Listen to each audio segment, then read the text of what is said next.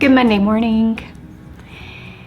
Well, we are in the final 3 of the when yous. Remember, we kind of had that interlude of teaching us how to pray, but we had when you give, when you pray.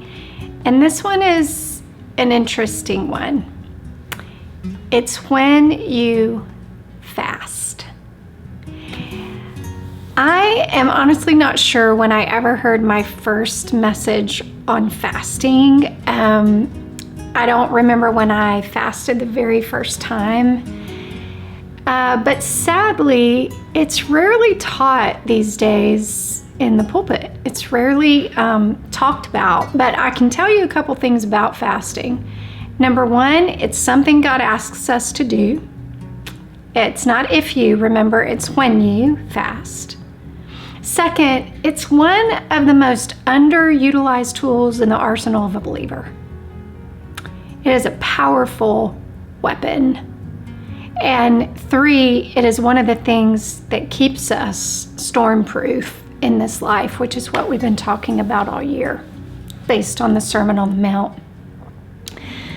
One of my most memorable moments of fasting was in my first marriage. And I remember waking up one morning and I sensed the Holy Spirit saying, "You need to fast." And I was like, number one, I don't want to fast.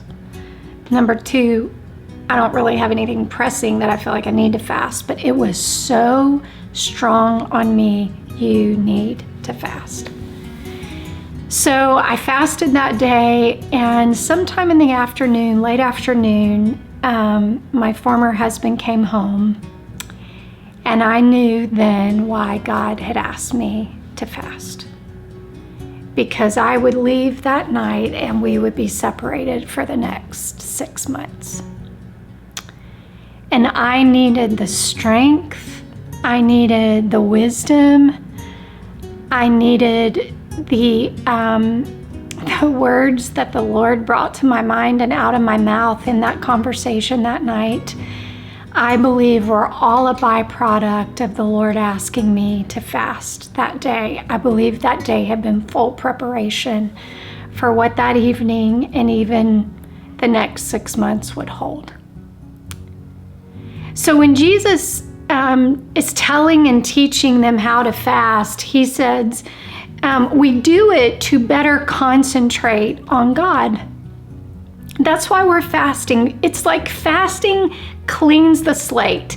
It gets the stuff out of the way in order that we can really focus on the Lord. He said, you're doing it to focus on God, so don't make a production out of it. Remember, it's all about the motive of why we're doing what we're doing, not making a show of it. He says it might turn you into a small-time celebrity because people think, oh, aren't they so holy because they're fasting?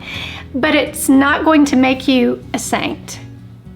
If you go into training inwardly, so that's very telling there, because fasting is an outward act creating an inward training inside of us. It's teaching us self-control. It's teaching us to focus on the Lord, just like giving and prayer. That's why he says when you, because he's wanting to train us in something.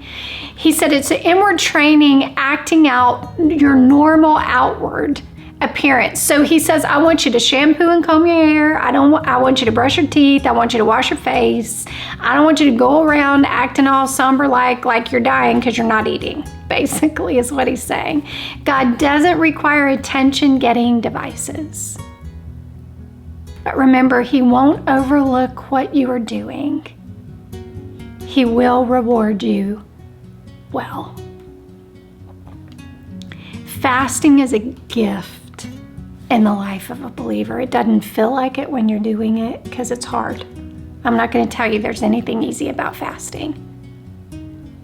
But any time in life I've had a really big decision, I really needed to hear from God, and I want the Lord to know I need you more than I need this next meal. I need to hear from you.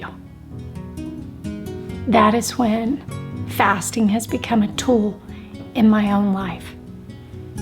There are wonderful resources out there teaching us what fasting is how to do it, what it looks like. If you've never done it before, I would encourage you to seek some of those resources out. Jensen Franklin has some of the best resources of anybody I know. Elmer Towns has a great resource on fasting. There's some fabulous fasting resources out there. Remember, it's not if you, but it's when you fast. It is a tool that you need in the arsenal of your life to build stormproof. If your heart was encouraged today, please know that we have many other resources available for you. You can discover all of those at reclaiminghearts.org.